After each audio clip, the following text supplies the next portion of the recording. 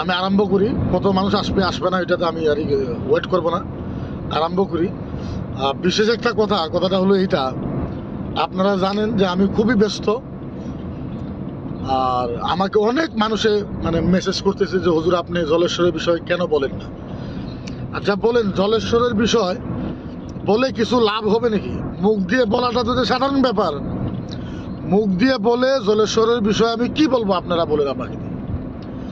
আমি অলরেডি জলেশ্বর মাজারের যিনি পীর সাহেব ওনাকে অলরেডি আমি খবর পাঠাইছি, আমি অলরেডি মেসেজ দিছি, আমি ওনাকে ফোনে বলছি যে আপনি 28 তারিখে, আজকে 28 তারিখে রাত্রের 10টার আগে যদি আপনাদের মাজার থেকে, কমিটির তরফ থেকে, পীর সাহেব থেকে কোনো ধরনের মাফি না আসে, কোনো ধরনের কথা যদি না আসে, স্পষ্টীকরণ যদি আপনারা না দেন, আমি ইনশাআল্লাহ জলেশ্বর মাজারের পীর সাহেব এবং কমিটি এবং ওনাদের মাজারের যারা কর্তৃপক্ষ আছে, আমি ইনশাআল্লাহ 29 তারিখে গুয়াহাটি হাইকোর্টে ইসলামকে অপমান করার জন্য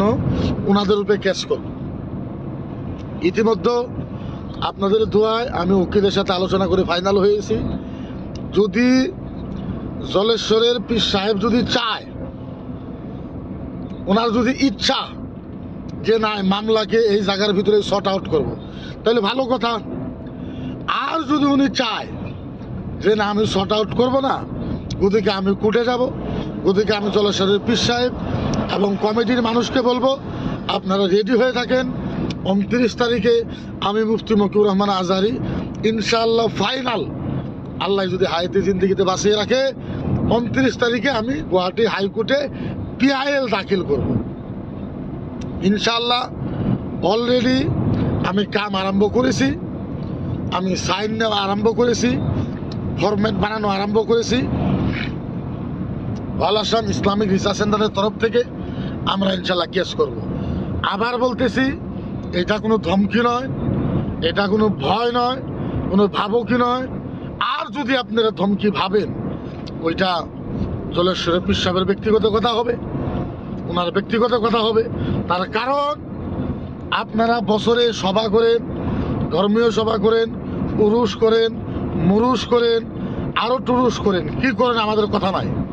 কিন্তু যেভাবে ইসলামকে নিয়ে, পীর মুরিদিকে নিয়ে, জিকির আসকারকে নিয়ে, কোরআন হাদিসকে নিয়ে যেভাবে অপমান করা হয়েছে, এটা কাতান বরদাস্ত করার কোনো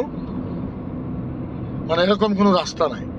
তো আমি আজকের এই ভিডিওর জরিয়তে আপনাদেরকে বলবো, বিশেষ করে যারা জলেশ্বরের মানুষ আছেন, জলেশ্বরের যারা মানুষ আছেন, আপনাদেরকে বলতেছি আপনারা ভিডিওটা একটু শেয়ার করে পীর সাহেবের ওখানে নিয়ে যায় দেখান, ওনাদের কমিটির কাছেও নিয়ে যায় দেখান।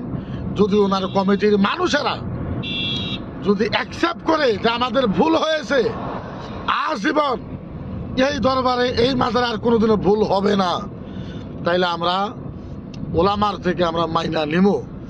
আর যদি সোশ্যাল মিডিয়ার সামনে আইসা ভুল স্বীকার না করে আপনারা রেডি থাকেন, আমি 29 তারিখে গুয়াহাটি হাইকোর্টে পিআইএল দাখিল করব।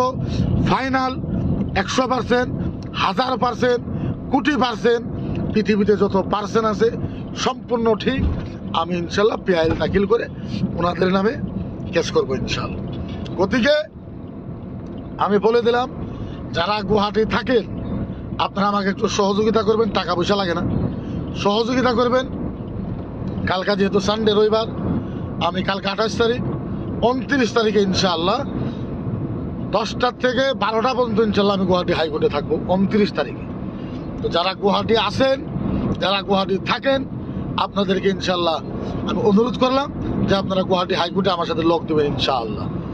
আমি 29 তারিখে জলেশ্বরে যেই ভণ্ডমি করেছে, যে উদ্ভণ্ডালি করেছে, ইসলামের নামকে বদনাম করেছে, ওনাদের বিষয় নিয়ে আমি গুয়াহাটি প্রেস ক্লাবে 29 তারিখে দিনের 2টে বাজায় আমি প্রেস মিটও রাখবো ইনশাআল্লাহ। 29 তারিখে দিনের 2টা বাজায়, সোমবার 29 তারিখে দিনের 2টা বাজায় গুয়াহাটি আমি প্রেস রাখবো। তার সাথে গুয়াহাটি হাইকোর্টে 29 তারিখে ইনশাআল্লাহ আমি কেস করব। এটা ফাইনাল ইনশাআল্লাহ, কোনো শক্তি আমাকে রুখতে পারবে না ইনশাআল্লাহ। গতিকে এতটুকু আমার বলার দরকার ছিল। ধন্যবাদ। খুদা হাফিজ। আসসালামু আলাইকুম ওয়া রাহমাতুল্লাহি ওয়া বারাকাতুহু।